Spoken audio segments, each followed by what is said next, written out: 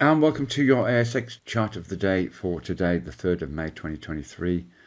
Today we're looking at Bravura Solutions Limited, who provide software solutions to the financial services industry. Ticker code BVS. And let's have a look at the chart right now. You can see here that this was a post-earnings result drop we saw in early March. And since then, really, we dropped off further down to around this 30-cent mark. But since then, it climbed up to around about 44 cents. A little bit of a flatlining. You'll notice over the last couple of days, we just seem to have got a little bit of buying coming into this again, which has pushed it up to 46, which is its highest point since that earnings drop.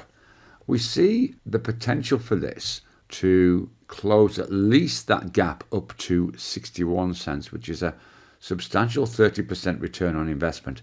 But this is one that may merit a long-term approach. It's not something that will happen in a few days, of course, but one perhaps to keep on the radar. The market seems to be suggesting that it is a stock at value now. You can see there is some buying pressure coming in just from the volume over the last few days. So it's one of interest without a doubt. Perhaps want to keep on your radar. Do your research into the fundamental background behind that earnings drop prior to making a decision.